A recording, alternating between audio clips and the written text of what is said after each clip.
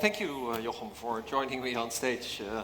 We go back a while, longer than I can remember even. You just reminded me of. And I think the first time I remember meeting you was when you were just starting with press. And maybe you can. Do you remember the pitch you gave me? I think I came asked for money. You said no. Was that it? That was it. Yeah, and I remember it well because then you sold it to Apple. So, yeah, you should have invested. I should have, yeah. But I have a long history of missed opportunities. So I was at Twitter when there were with 5 people, and they said, "Yeah, we're also doing a round. Are you interested?" And I'm like, have you seen ICQ? Like, duh. Hey, you got a nice Twitter handle, though. I got a nice Twitter handle. Oh, yeah, that's the must thing. Must be worth something. Yeah. I mean, you have millions. I have a nice Twitter handle. Yes. So that's what the fairness in the world comes to. Yeah, yeah. So do you have millions? That's, you know, I like you a lot. And if I was gay, I'd probably be in love with you. But I'm not going to answer that question. All right. But if I close my ears, you can tell the audience? Or do you want to have sex with them too? No. All right, so you're not going to answer that question. But you did. This is not how to marry a millionaire, is it? But it does make you more attractive. Like, maybe you can persuade me. With I remember this guy from the Dutch television, De Mol. What's his? John De Mol. He said at some point he was very rich, and he said, like, where are all these women screwing themselves to the top? I don't see them. Yeah. All right. So like. All right, so you're not going to answer that question, which is going to be. I noticed because we talked about it, and it's kind of tough to interview. Let's put it this right? way: I'm still living in my old home, my old same home. Right. So you're even saving money there. Just like Warren Buffett. Like Warren Buffett. Yeah. So I should have rephrased. I asked you how many millions you have, but I should have asked you how many billions you have. That's interesting. So I wish I could say a couple or something. Yeah. Right. Yeah. It's tough interviewing you because you were again in acquired by Apple, and that means that you can say anything about pretty much anything. And right? it means you're going to try very hard for the next 17 minutes and 20 seconds. Yes, I have. Yeah. So I had some media training. Oh, you did? Yes. So, but at one point, there's a lot of trust. Right. So there are some things that are known. You sold your company to Apple. You can confirm that at least, right? Can you nod your head and then we know it's true? Yeah. Yes. So you sold to Apple, but it was never disclosed for how much. No. All right. So we won't ask that question then. But can you tell us what the first contact was? Like, did Steve Jobs call you? Yeah, contact. Like, how did it go? How did that really? Like, I'm sure there are startups here that think like, wow, I'd like to sell to Apple, right? Yeah. So, what's the tip here?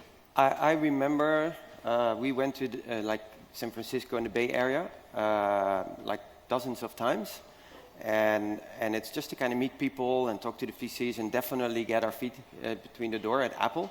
And I remember on one of those visits, one of the earlier ones, and nothing happened for like a week.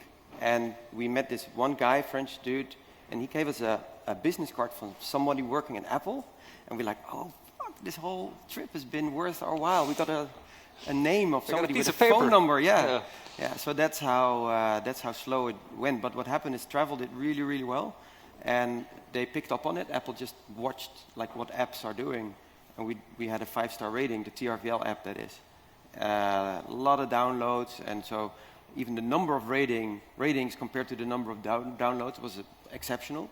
And then they featured us in a keynote where they created a developers video to thank the developers. We were in it.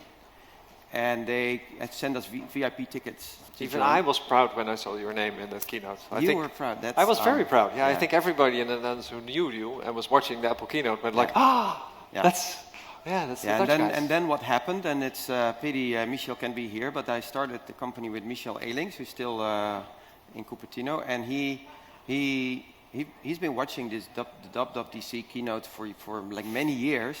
And so when everybody was leaving, he actually jumped security, and he walked up to Eddie Q. And Eddie Q was like, who are you? And he's like, oh, well, we were in the developer's video, and now we're making software Apple forgot to make. And then it's like, oh, okay. And so we got an invitation to come back like a couple of months later, and we just sat there in a room with like 10 or 12 people, and we started demoing the software that we were making. And because it's like the first true mobile-first software, like platform, publishing platform, Apple was very interested. It's the biggest mobile company in the world, and they thought they could get away with just creating Newsstand, which obviously wasn't the case. No.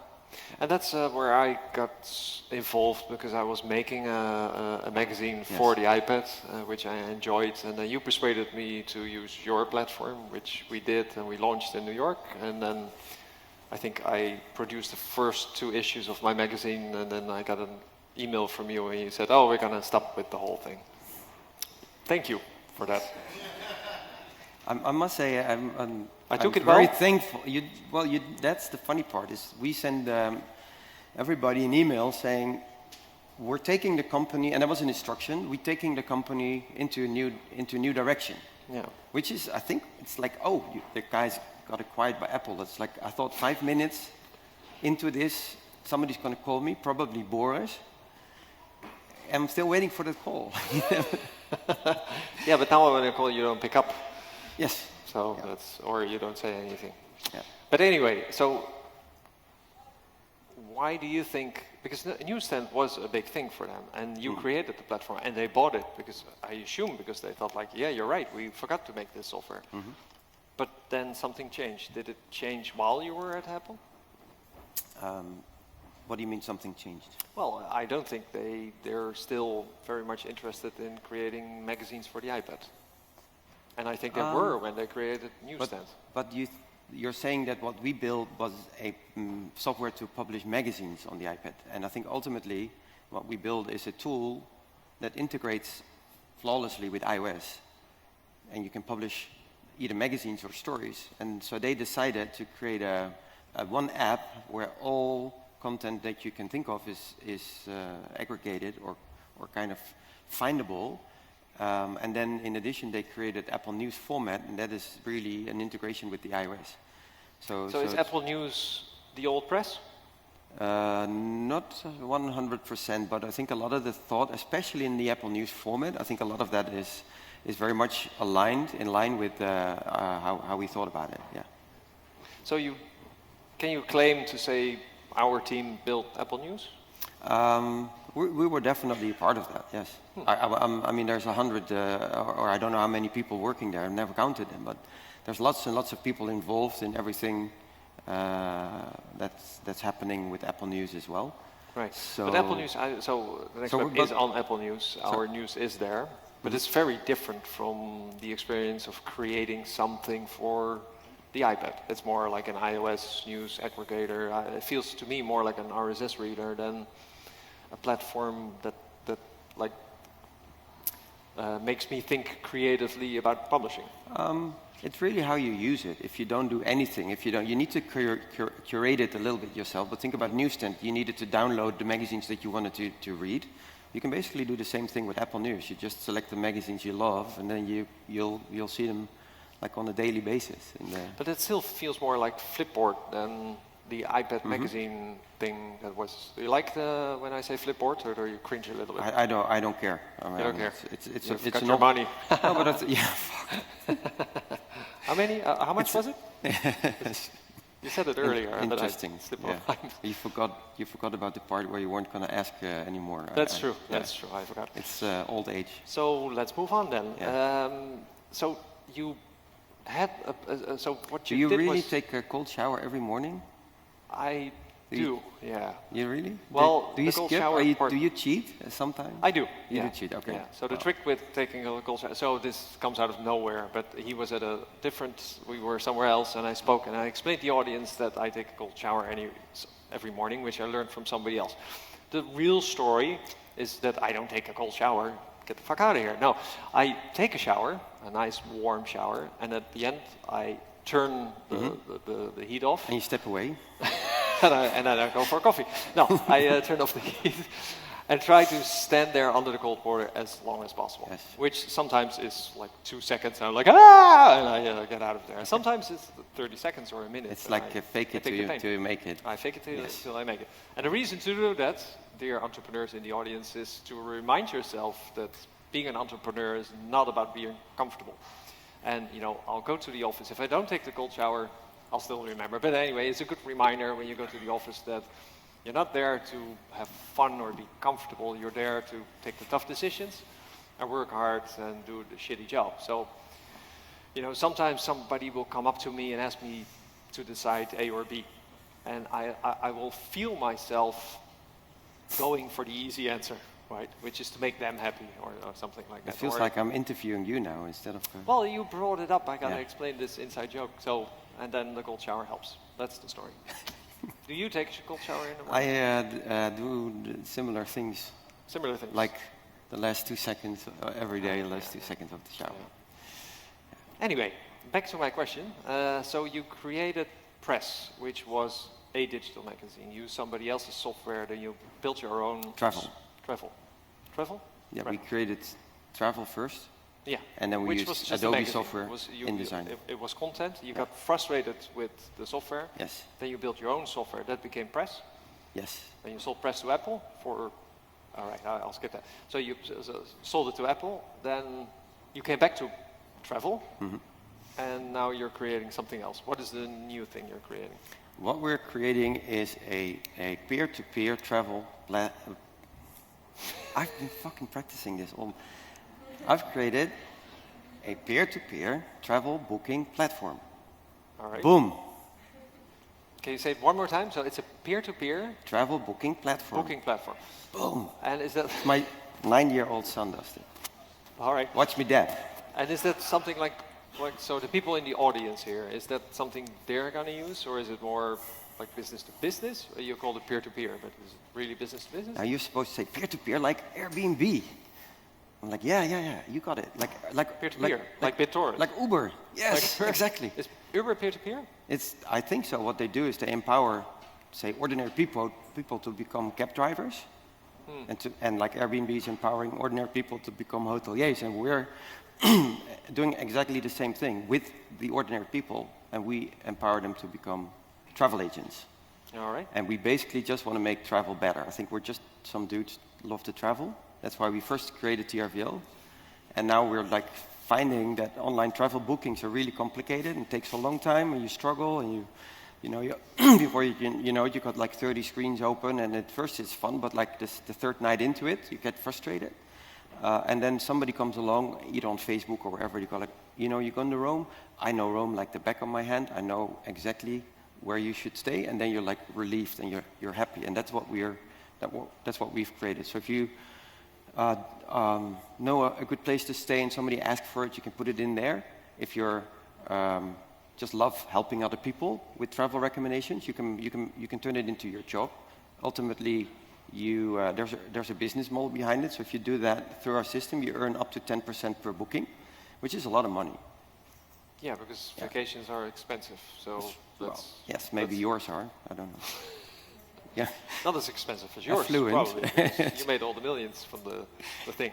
Anyway, but so I get it. I get the pitch. Yes. What I don't get is sort of the logic. So how did you get from there to there? Because it seems so random, like a travel magazine, then to a publishing platform, to news. Well, I think that we started the travel magazine because we wanted to have a magazine catering to real travelers. And we thought that it wasn't there. And then by creating TRVL, I think we solved that problem.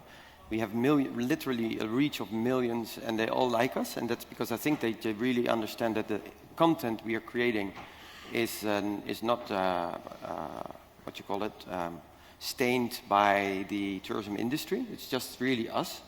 And so when I came back from Cupertino, I thought, so how can we, if we kind of nail the inspirational part, what other problems can we solve for our readers? And so just the next step in the user journey is really research and bookings. And since we, quickly discovered it wasn't so well, it wasn't like working so well, we thought then we're gonna help them solve that problem. Right. And who are you gonna sell this company to? it's a big mistake to think that we're doing this to get acquired. We're just really doing it because I think it's a lot of fun to take on a big problem and then try to solve one. And like with press, we just kept trying and we kept trying and we kept trying, and then we kind of succeeded. We nailed it. So this is the same thing. It's a big problem. We're very, very happy. I mean, you saw it. All the content on one screen. You can create an itinerary, share it with other people. Real-time collaboration tool, and it works perfectly. So we have high hopes. And for the people in the room, also those that are leaving, I got something for you, but it's serious. We are thinking that startups and companies in general could really make very good use of a tool like ours, because you basically got all your travel content in one place, and you earn 10%, up to 10%, I must say, as a cashback. So there's no hidden fees, no subscription fees. It's the ease of use on the one hand, and then the cashback on the other hand. So for all of you that sign up today for a beta invite, don't get me wrong, it's still an invite. We promise you to get you started as soon as possible, as the first batch. I think we have one slide with what it looks like. I just remembered. Can we see the next slide? Or I was actually hoping that other slide would be up here from the beginning, but no, that's not how doesn't matter. No slide. I don't know. Thank you. Thank you. And I do hope you sell it, because then you're going to start something new, which is going to be inspiring. And then I can invite you back and ask you how much you got for it. Yeah, and of course. You won't tell us, which will be interesting. I think you sold a few companies. I did. Yeah. I always. This is it. We do have the slide. Yeah, this is just a home screen. So if you leave your email address here, it gives you a little bit more detail on what we're building. And if you leave your email address there, we can track you're here, and we'll give you first access. And we really need people to beta test so that we get better at it quickly. So I would be really, really appreciate it if you could help us there. Thank you, Jochem.